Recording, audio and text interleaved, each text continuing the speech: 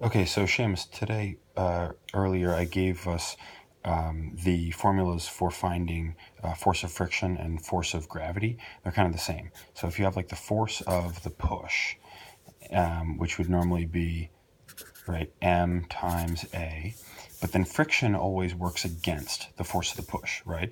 So if I have, some object, let's say with a mass of 10, and I'm pushing on it with a force of, let's say, 40 newtons, right? And I find that it's moving, jeepers. Well, that should be, if I'm pushing on it with 40 newtons, all right, so 40 newtons, and its mass is 10 times A. That means its acceleration should be 4 meters per second squared, right? Now, but what if I looked at that same system and instead found that, I pushed on it. So on that same system, I have force of the push and M times A. If I found that I pushed on it with 40 newtons, and I found it has a mass of 10, but I found that it only accelerated at 3 meters per second squared. Well, I put in 40 newtons, and yet I only have 30 newtons there. So that must mean if it's only accelerating at 3 meters per second, there must be some losses of friction happening.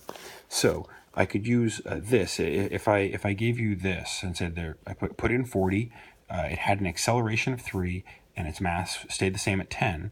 Well, that must mean that there's 10 newtons of friction in there, and we can actually represent that with a formula. So I'll try that here. So if I have, say, force of the push minus force of friction equals mass times acceleration, and the force of my push was 40 newtons. I don't know what the force of friction is, so I'm going to represent it as a variable. The mass is 10, and the acceleration that we see is 3. So 30 equals 40 minus force of friction, okay? So I'm going to subtract 40 off both sides, subtract 40. That means negative force of friction equals negative 10. I'm not interested in negative force of friction, so I'm going to multiply both sides by negative 1 and by negative 1, and I end up with the positive force of friction equals 10 newtons.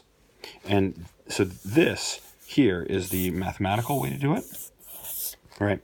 But really, that's the same thing as like what we got up here. We got to this and said, 40 does not equal 30, but I can tell that the difference between the two of them is 10 newtons. So that means that this object, 10 newton object, being pushed with 40 newtons, has friction of 10 newtons.